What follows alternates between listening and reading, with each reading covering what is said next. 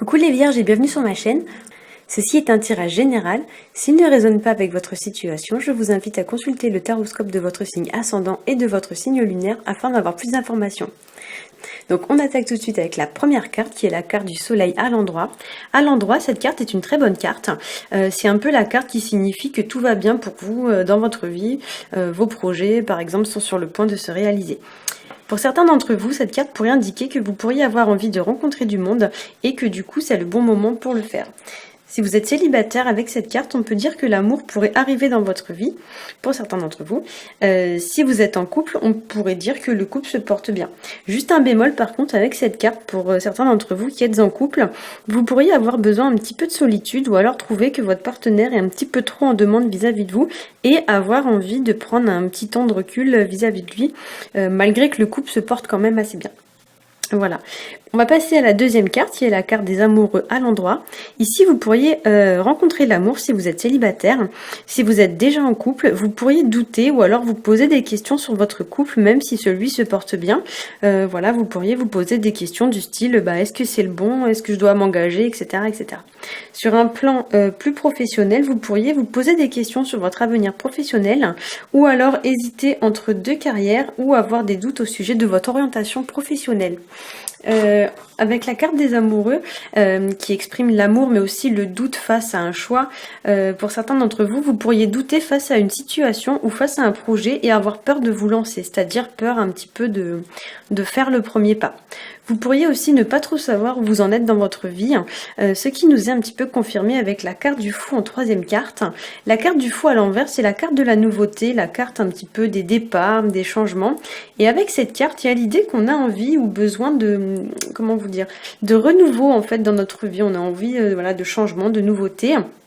Il y a aussi cette idée pour certains de vivre un petit peu au jour le jour sans trop se poser de questions. Sur le plan professionnel, vous pourriez avoir envie de vous mettre à votre compte. Et sur le plan sentimental, vous pourriez avoir envie un petit peu d'indépendance, envie d'air. Pour les célibataires, il y a aussi l'idée qu'on pourrait un peu papillonner sans trop vouloir chercher à se poser sérieusement avec quelqu'un.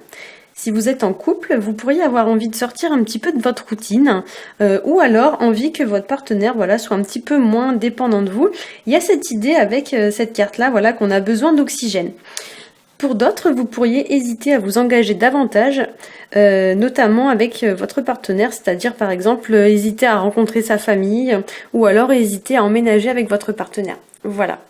Donc la carte du jugement à l'envers, effectivement pour vous c'est une période difficile que vous traversez, une sorte de crise, une période de conflit. Ça peut être par exemple un conflit avec votre partenaire si vous êtes en couple, ça peut être des conflits familiaux, ça peut être des conflits avec vos amis ou des conflits au travail. Il y a cette idée en fait avec cette carte de mettre fin à un cycle, parce qu'on se rend compte qu'on n'a pas fait les bons choix. Donc ça, c'est pas forcément pour tout le monde, mais ça peut concerner certains d'entre vous. Il peut y avoir aussi pour certains d'entre vous le fait de se rendre compte qu'on s'est trompé sur quelqu'un, qu'on s'est fait une mauvaise idée de cette personne et qu'en fin de compte, cette personne, elle ne nous convient pas du tout et du coup, on souhaite mettre un terme à une relation. Ou ça peut être aussi dans le cadre d'une relation professionnelle, le fait de se rendre compte que notre travail finalement n'est pas épanouissant et du coup on souhaite mettre un terme à un contrat de travail. Pour certains d'entre vous, vous pourriez aussi recevoir éventuellement des mauvaises nouvelles ou avoir une mauvaise surprise. Ça peut être aussi également le retour d'une personne de votre passé ou alors vous pourriez regretter une décision que vous avez prise au passé ou alors assumer les conséquences de vos actes au passé. Enfin, pour certains d'entre vous, vous pourriez avoir peur d'affronter une situation à cause du regard des autres et avoir l'impression un petit peu de stagner dans votre vie. Voilà, l'impératrice à l'envers, donc c'est la carte qui porte le numéro 3. À l'envers, cette carte pourrait nous indiquer une certaine indécision vis-à-vis d'une personne. Par exemple, si vous êtes en couple, ça peut être un peu l'idée de se dire est-ce que je dois partir ou est-ce que je dois rester. Ça peut aussi s'appliquer pour une relation de travail. Est-ce que je dois rester dans cette voie-là? Est-ce que je dois changer de métier, etc. Pour certains d'entre vous aussi, avec cette carte, on a l'idée un peu d'être trop sur la défensive, ou bien cette idée que, par exemple, par fierté, on ne dévoile pas ses sentiments à la personne qu'on aime, on feint un petit peu l'indifférence, et du coup, la situation dans laquelle on se trouve n'avance pas. Il peut aussi y avoir cette idée qu'on a peur d'exprimer ce qu'on ressent, on a peur en fait du jugement, etc. Et du coup, on se camoufle un petit peu derrière sa carapace. Donc là, si c'est votre cas, le conseil, ça va être d'arrêter, de prendre le risque vraiment d'exprimer vos sentiments. Tout ce qui est gardé et enfoui à l'intérieur de vous, il faut que ça sorte. Voilà. Pour d'autres, au contraire, vous pourriez vous sentir sous emprise ou alors en dépendance vis-à-vis d'une personne.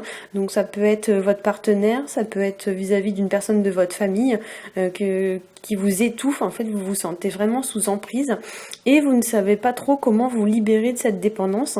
Donc dans ce cas-là, le conseil, ça va être de prendre de la distance, prendre un petit peu de recul, chercher à comprendre pourquoi vous ressentez cette emprise vis-à-vis de cette ou de ces personnes et tout faire pour s'en libérer.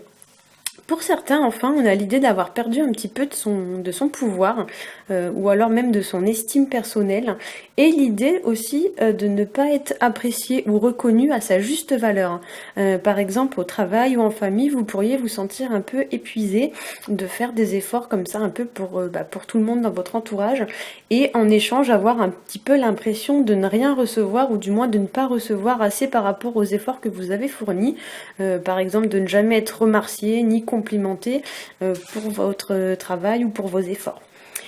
On va passer ensuite à la troisième carte qui est la carte numéro 2, la carte de la papesse.